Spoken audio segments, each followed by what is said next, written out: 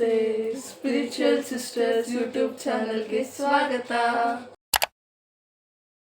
So ಸ್ಪಿರಿಚುಯಾಲಿಟಿನ like ಎಲ್ಲರೂ ಬೇರೆ ಬೇರೆ ಅರ್ಥದಲ್ಲಿ ಅವ್ರವ್ರ ಲೈಫಲ್ಲಿ ಯಾವ ರೀತಿ ಎಕ್ಸೆಪ್ಟ್ ಮಾಡ್ತಾರೋ ಗೊತ್ತಿಲ್ಲ. ಬಟ್ ನಮ್ಮ ಲೈಫಲ್ಲಿ ನಾವು ಯಾವ ರೀತಿ ಎಕ್ಸೆಪ್ಟ್ ಮಾಡಿದ್ದೀವಿ ಅಂತ ಅಂದರೆ, ದೇವರು ಒಂದು ನಿರಾಕಾರ ಶಕ್ತಿ. ಆದರೆ ದೇವ್ರ ಜೊತೆಗೆ ನಾವು ಕನೆಕ್ಟ್ ಆಗೋದಕ್ಕೆ ಒಂದು ಆಕಾರ ಕೊಟ್ಟಿದ್ದಾನೆ, ಅವನೇ ಭಗವಂತ ನಮ್ಮ ಪ್ರಕಾರ. ಹೌದು, ನಾವು ಎರಡು ಥರನೂ ನಂಬ್ತೀವಿ. ಒಂದು ನಮಗೆ ದೈವ ಅನುಗ್ರಹ ಅನಿಸುತ್ತೆ. ಯಾವ ಜನ್ಮದಲ್ಲಿ ಪುಣ್ಯ ಮಾಡಿದ್ವೋ ಗೊತ್ತಿಲ್ಲ, ಈ ಜನ್ಮದಲ್ಲಿ ನಮ್ಗೆ ಭಾಗ್ಯ ಸಿಕ್ಕಿದೆ.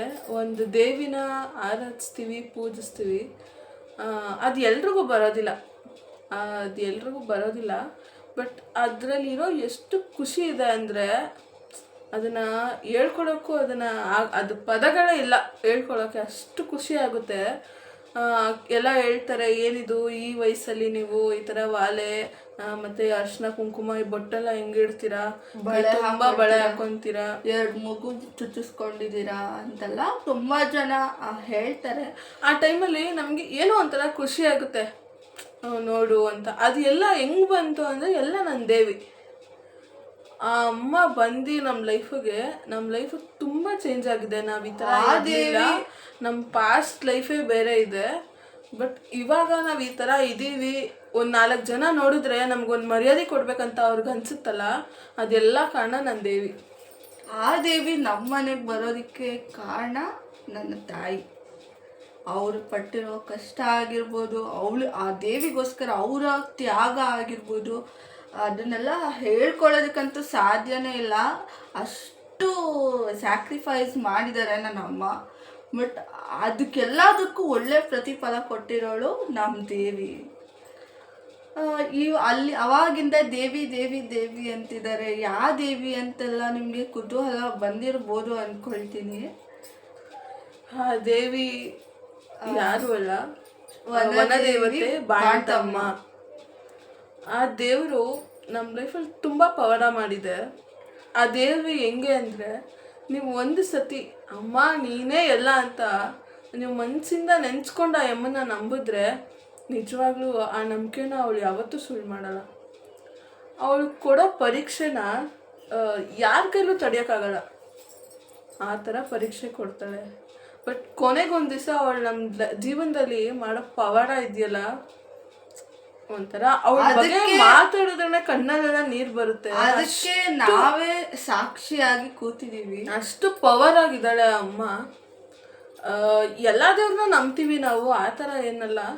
ಬಟ್ ನಮ್ಮ ಮನೇಲಿ ಇದ್ದಿದ್ದ ಕಷ್ಟ, ನಮಗಿದ್ದಿದ್ದ ಕಷ್ಟಕ್ಕೆ ನಾನಿದ್ದೀನಿ ಆ ಟೈಮಿಗೆ ನಾವು ದೇವ್ರು ಬರೋದೆಲ್ಲ ಏನು ನಂಬ್ತಾ ಇರಲಿಲ್ಲ. ನಮ್ಮ ಮನೇಲಿ ಯಾವ ದೇವ್ರು ಬರೋದು ನಂಬ್ತಿರ್ಲಿಲ್ಲ, ದೇವ್ರನ್ನೋದೇ ನಂಬ್ತಿರ್ಲಿಲ್ಲ. ಅಂದರೆ ಅಪ್ಪ ಅಮ್ಮ ಎಲ್ಲ ಪೂಜೆ ಮಾಡೋರು, ಮನೆದೇವ್ರು ಹೋಗ್ತಿದ್ವಿ, ಎಲ್ಲ ಬರ್ತಿದ್ವಿ. ಬಟ್ ನಮ್ಮ ಮನೇಲಿ ಕಷ್ಟ ಅನ್ನೋದು ಮಾಮೂಲಿ ಮನುಷ್ಯರಿಗೆ ಇದ್ದೇ ಇರುತ್ತೆ. ಅದಕ್ಕೆ ನಮ್ಮಮ್ಮ ಒಂದು 10 ವರ್ಷದಿಂದ ಬಾಣ್ತಮ್ಮನ ದೇವಸ್ಥಾನಕ್ಕೆ ಹೋಗಿದ್ರು, ಪರಿಹಾರಕ್ಕಂತ ಹೋಗಿದ್ದು. ಅದೆಲ್ಲಿರೋದು ಅನ್ನೋದನ್ನ ಕೊನೆಯಲ್ಲಿ ಹೇಳ್ತೀವಿ. ಪರಿಹಾರಕ್ಕೆ ಅಂತ ಹೋದ್ರು. ಅದಾದ್ಮೇಲೆ ಮಧ್ಯದಲ್ಲಿ ಬಿಟ್ಬಿಟ್ರು, ಅಂದರೆ ಕೆಲವೊಂದು ಕನೆಕ್ಷನ್ ಆಗೋಯ್ತು, ಬಿಟ್ಬಿಟ್ರು. ಆಮೇಲೆ ಪುನಃ ಮತ್ತೆ ಹೋದ್ರು, ಅಂದರೆ ತುಂಬ ತೀರಾ ಕಷ್ಟ ಬಂದ್ಬಿಡ್ತು. ಆವಾಗ ನಮ್ಮಮ್ಮ ಹೋದ್ರು. ಅಲ್ಲಿ ಹೋಗಿ ಬಂದು ನಮ್ಮ ಕಷ್ಟ ಪರಿಹಾರ ಮಾಡೋಕ್ಕೆ ಒಂದು ಕ್ಷಣ ಸಾಕಿತ್ತು. ಆ ಅಮ್ಮ 6 ವರ್ಷ ನಮಗೆ ಇದ್ದಿದ್ದ ಕಷ್ಟ ಪರಿಹಾರ ಮಾಡೋಕ್ಕೆ 6 ವರ್ಷ ಕಾಯಿಸಿದಾಳೆ. 6 ವರ್ಷ ಅವಳು ಕಾಯಿಸಿದಾಳೆ ಅನ್ನೋದಕ್ಕಿಂತ ಒಳ್ಳೆ ಪಾಠಗಳನ್ನ ಕಲಿಸಿದಾಳೆ. ಯಾವ ರೀತಿ ನಮ್ಮ ಸಿಚುವೇಶನ್ ಇತ್ತು ಅಂದರೆ, ನಮ್ಮನೇಲಿ ಯಾರೂ ನಮ್ಗೆ ಸಪೋರ್ಟಿವ್ ಇರಲಿಲ್ಲ. ಯಾರ ಕಡೆಯಿಂದನೂ ನಮಗೆ ಯಾವುದೇ ರೀತಿಯಾದಂಥ ಸಪೋರ್ಟ್ ಇಲ್ಲ. ಬಟ್ ಅವತ್ತು ನಾವು ಹಿಂದೆ ನಿಂತ್ಕೊಂಡಿದ್ದು ಅಮ್ಮ ಮಾತ್ರ. ಬಟ್ ಆ ಟೈಮಲ್ಲಿ ನಮ್ಮ ತಂದೆಗಿದ್ದಿದ್ದ ಸಿಚುವೇಶನ್, ತಾಯಿಗಿದ್ದಿದ್ದ ಸಿಚುವೇಶನ್, ನಮಗಿದ್ದಿದ್ದು ಆರೋಗ್ಯದ ತೊಂದರೆ, ಹಣಕಾಸಿನ ತೊಂದರೆ, ಹಿಂಗೆ ಅಂದರೆ ಓದೋಕ್ಕೂ ಹೋಗೋಕ್ಕೆ ನಮಗೆ ಮನಸ್ಸು ಬರ್ತಿಲ್ಲ. ಅಷ್ಟು ಅಷ್ಟು ಕಷ್ಟ ಆಯಿತು. ಅಮ್ಮಂಗೂ ತುಂಬ ಸಿವಿಯರ್ ಆಗಿ ಏನೇನೋ ಅಂಜಿಯೋಗ್ರಾಮ್ ಮಾಡಬೇಕು, ಬಿ ಪಿ ಇದೆ ಅಂತೆಲ್ಲ ತುಂಬ ಹೇಳಿದ್ರು. ಆದರೆ ಅಮ್ಮ ಒಂದೇ ನಂಬಿಕೆ ಇಟ್ಟರು, ಅಮ್ಮ ನನ್ನ ದೇಹದಲ್ಲಿ ಏನು ಬಾಧೆ ಇದೆಯೋ ಅದನ್ನು ನೀನೇ ತೆಗಿಬೇಕಮ್ಮ ಅಂತ ಕೇಳಿ ಅವ್ರು ನುಂಗೋ ಮಾತ್ರೆ ಪರ್ಮನೆಂಟಾಗಿ ನುಂಗ್ಬೇಕಂತ ಹೇಳ್ಬಿಟ್ಟಿದ್ರು. ಆದರೆ ನಮ್ಮಮ್ಮ ನುಂಗ್ಲಿಲ್ಲ, ಬಿಟ್ಬಿಟ್ಟು. ಡಾಕ್ಟರ್ ಕೂಡ ನಮ್ಮ ಇದ್ದಾಳೆ. ಡಾಕ್ಟರ್ ಕೂಡ ಹೇಳಿದ್ರು, ನೀವು ಮಾತ್ರೆ ತಗೊಂಡಿಲ್ಲ ಅಂದರೆ 6 ತಿಂಗಳಲ್ಲಿ ನೀವು ಬದುಕೋಕ್ಕಾಗೋದಿಲ್ಲ ಅಂತ ಎಲ್ಲ ಹೇಳಿ ಎಲ್ಲ ಎದುರಿಸಿದ್ರು. ಬಟ್ ನಮ್ಮಮ್ಮ ಇವತ್ತಿಗೂ ಕೂಡ ಏನೇ ಎಷ್ಟೇ ಸಿವಿಯರ್ ಆದ್ರೂ ಅಮ್ಮ ಅಂತಾರೆ ಬಿಟ್ಟರೆ ಒಂದು ಮಾತ್ರೆ ಕೂಡ ತಗೊಳ್ಳೋದಿಲ್ಲ. ಅಮ್ಮ ಮಾತ್ರ ಅಲ್ಲ, ನಮ್ಮ ಮನೇಲಿ ಯಾರು ಕೂಡ ಹಾಸ್ಪಿಟಲ್ಗೆ ಕೂಡ ಹೋಗೋದಿಲ್ಲ. ಆ ರೀತಿ ನಮ್ಮ ದೇವಿ ನಮ್ಮನ್ನ ಕಾಪಾಡ್ತಿದ್ದಾಳೆ. ಆಮೇಲೆ ಅವಳ ಪವಾಡ ಅಂದರೆ ತುಂಬ ಪವಾಡ. ನಮ್ಮ ಜೀವನದಲ್ಲಿ ತುಂಬ ಮಿರಾಕಲ್ ಆಗದೆ ಇರೋ ಕೆಲಸನ ಆಗುತ್ತೆ ಅಂತ ತೋರಿಸಿರೋದು ಅವಳು. ಇವತ್ತು ನನ್ನ ಮನೆಗೆ ಬಂದು 4-5 ಜನ ಅವಳನ್ನ ಕೈ ಮುಕ್ಕೊಂಡು ಹೋಗ್ತಾರೆ ಅಂದರೆ ಅದಕ್ಕಿಂತ ಬಗ್ಗೆ ಇನ್ನೇನು ಇಲ್ಲ. ನಮ್ಮದು ಅಂತ ಏನೂ ಇಲ್ಲ, ಎಲ್ಲ ಅಮ್ಮಂದೆ, ಎಲ್ಲ ಅಮ್ಮನ ಇಚ್ಛೆ. ನಾವು ಇವತ್ತು ಏನು ಹಿಂಗಿದ್ದೀವಿ ಅದಕ್ಕೆ ಅಮ್ಮನೇ ಕಾರಣ. ನಾವು ಹೋಗ್ತಿರೋ ದಾರಿನ ಇದು ತಪ್ಪು ಇದು ಸರಿ ಅಂತ ತಿದ್ಕೊಂಡು ನಮಗೊಂದು ದಾರಿ ಮಾಡಿಕೊಟ್ಟಿದ್ದಾಳೆ. ಅವಳು ಒಂಥರ ನಮ್ಮ ಮನೆಗೆ ಅಧಿದೇವತೆ ಅವಳೆ. ಹೌದು, ನಾವು ಮನೆ ದೇವ್ರನ್ನ ಮಾಡ್ತೀವಿ, ಮನೆ ದೇವ್ರ ಜೊತೆಗೆ ಇವಳು ಮಾಡ್ತೀವಿ. ಮನೆ ದೇವ್ರು ಹೆಂಗೋ ಇವಳು ಹಂಗೆ. ಇವಳ ಜೊತೆಗೆ 9 ದೇವಿರು ನಮ್ಮ ಜೊತೆಗೆ ಇದ್ದಾರೆ. ಪ್ರತಿಯೊಂದನ್ನು ನಿಮಗೆ ನಾವು ತೋರಿಸ್ತೀವಿ. ಎಲ್ಲರೂ ಯಾವ ರೀತಿ ನಮ್ಮ ಮನೆಗೆ ಬಂದರು ಇವತ್ತಿಗೂ ನಮಗೆ ಅದನ್ನು ಹೇಗೆ ಅಕ್ಸೆಪ್ಟ್ ಮಾಡ್ಕೊಳ್ಳೋದಂತಲೇ ಗೊತ್ತಾಗ್ತಿಲ್ಲ. ಯಾಕಂದರೆ ಎಲ್ಲನೂ ನಮಗೆ ಮಿರಾಕಲ್ ಥರನೇ ಆಗಿರೋದು. ಆದರೆ ತುಂಬ ಜನ ಹೇಳ್ತಾರೆ, ನೀವು ಹೆಣ್ಮಕ್ಳಿರೋ ಮನೆಗೆ ಯಾಕೆ ದೇವಿ ಬರ್ತಾಳೆ, ಹೆಂಗೆ ಬಂದ್ಲು? ಬಟ್ ನಮ್ಮ ಪ್ರಕಾರ ಈ ಪ್ರಪಂಚದಲ್ಲಿ ದೇವ್ರು ಯಾವತ್ತೂ ಹೆಣ್ಣು ಗಂಡು ಅನ್ನುವಂಥದ್ದನ್ನು ಯಾರೂ ಮಾಡಿಲ್ಲ. ಅದನ್ನು ಮನುಷ್ಯರು ಮಾಡ್ಕೊಂಡಿರೋದು. ನಮ್ಮ ಕೈಯಲ್ಲಾದಷ್ಟು ಸೇವೆ, ನಮ್ಮ ಭಕ್ತಿ. ದೇವ್ರು ಕೇಳೋದು ದೇವ್ರೇನು ಕೇಳಲ್ಲ, ಕೇಳೋದು ಭಕ್ತಿ ಒಳ್ಳೆ ಮನಸ್ಸಿಂದ ನಾವು ಅವ್ರಿಗೆ ಏನು ಕೊಡ್ತೀವಿ ಅಷ್ಟೇ ದೇವ್ರು ಕೇಳೋದು. ನಮ್ಮ ಪ್ರಕಾರ ನಾವೇನು ಸ್ಪೆಷಲ್ ವಿಶೇಷ ಭಕ್ತರಂತ ಅಲ್ಲ. ಅವರು ನಮ್ಮಲ್ಲಿ ಏನು ಮೆಚ್ಚಿದಾರೋ ಅಥವಾ ನಮ್ಮಲ್ಲಿ ಏನು ಕಂಡಿದಾರೋ ಗೊತ್ತಿಲ್ಲ, ಅವ್ರು ಇಷ್ಟಪಟ್ಟು ಬಂದಿದ್ದಾರೆ ಅಂದಮೇಲೆ ನಾವು ಯಾರನ್ನೂ ದೂಡೋದಕ್ಕಾಗಲ್ಲ. ದೂಡೋದಕ್ಕೆ ನಾವು ಅಷ್ಟು ದೊಡ್ಡವರು ಅಲ್ಲ, ಅವರ ಪಾದಿ ಧೂಳನ ಸಮ ನಾವು. ಬಟ್ ನಾನು ಹೇಳೋದೇನೆಂದರೆ, ನಮ್ಮ ಲೈಫಿಗೆ ಅದು ನಾವು ಕೇಳ್ಕೊಂಡು ಬಂದಿರೋ ಯೋಗ ಅನಿಸುತ್ತೆ. ಅದು ನಮ್ಮ ಪುಣ್ಯ. ಇವತ್ತಿಗೆ ನಮ್ಮ ಮನೆಗೆ ಅವ್ರು ಬಂದಿದ್ದಾರೆ. 1000 ಜನ 1000 ಮಾತಾಡಿದ್ರು ಅದಕ್ಕೆ ನಾವು ತಲೆ ಕೆಡಿಸ್ಕೊಳ್ಳೋದಿಲ್ಲ. ಯಾರೇ ಕಷ್ಟ ಅಂತ ಬಂದರೂ ನನ್ನಮ್ಮ ಸದಾ ರಕ್ಷಣೆ ಕೊಡ್ತಾಳೆ. ನಾವು ಯಾರ ಹತ್ರನೂ 1 ರೂಪಾಯೂ ನಾವು ಎಕ್ಸ್ಪೆಕ್ಟ್ ಮಾಡಲ್ಲ.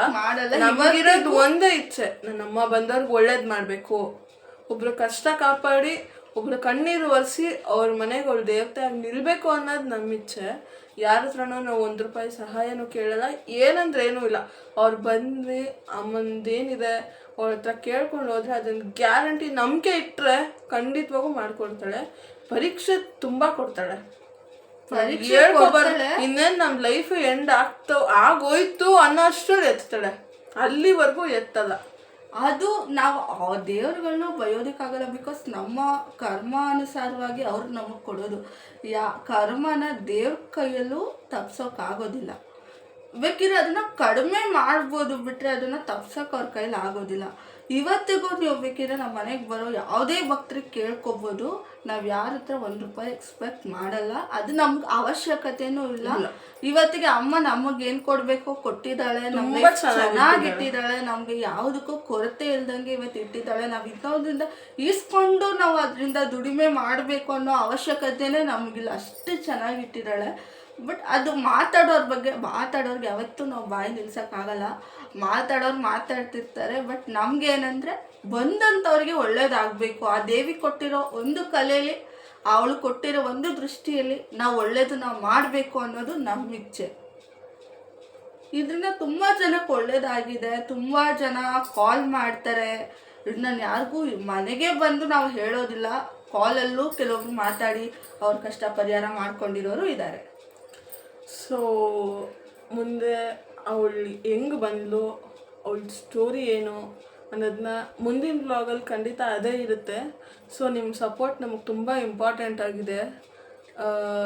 ನಮ್ಗೆ ಸಪೋರ್ಟ್ ಮಾಡಿ, ಲೈಕ್ ಮಾಡಿ, ಶೇರ್ ಮಾಡಿ, ಕಮೆಂಟ್ ಮಾಡಿ, ಸಬ್ಸ್ಕ್ರೈಬ್ ಮಾಡಿ. ನಿಮ್ಮ ಸಪೋರ್ಟ್ ತುಂಬ ಮುಖ್ಯ ಆಗಿದೆ. ನನ್ನ ತಾಯಿ ಎಲ್ರಿಗೂ ಒಳ್ಳೇದು ಮಾಡಲಿ. ಸದಾ ಯಾವಾಗಲೂ ಖುಷಿಯಾಗಿರಿ ಎಲ್ಲರೂ. ಏನೇ ಕಷ್ಟ ಬಂದ್ರೂ ಕಷ್ಟ ಮನುಷ್ಯರಿಗೆ ಬರೋದು, ಗಿಡ ಮರಕ್ಕೆ ಬರೋಲ್ಲ. ಅದನ್ನು ನಾವು ಹೆಂಗೆ ತೊಗೊತೀವೋ ಹಂಗೋಗುತ್ತೆ. ಇಷ್ಟು ಹೇಳೋಕ್ಕೆ ಇಷ್ಟಪಡ್ತೀನಿ. ನಮ್ಮ ಮೊದಲನೇ ವ್ಲಾಗ್ ಆಗಿದೆ. ತುಂಬ ಖುಷಿ ಆಗುತ್ತೆ ನಮ್ಮ ಅಮ್ಮನ ಬಗ್ಗೆ ನಿಮ್ಮ ಹತ್ರ ಎಲ್ಲ ಶೇರ್ ಮಾಡ್ಕೊಳ್ಳೋಕ್ಕೆ. ನಿಮ್ಮ ಸಪೋರ್ಟ್ ನಮಗೆ ತುಂಬ ಬೇಕಿದೆ. ಸರ್ವೇ ಜನ ಸುಖಿನೋ ಭವಂತು. Thank you so much.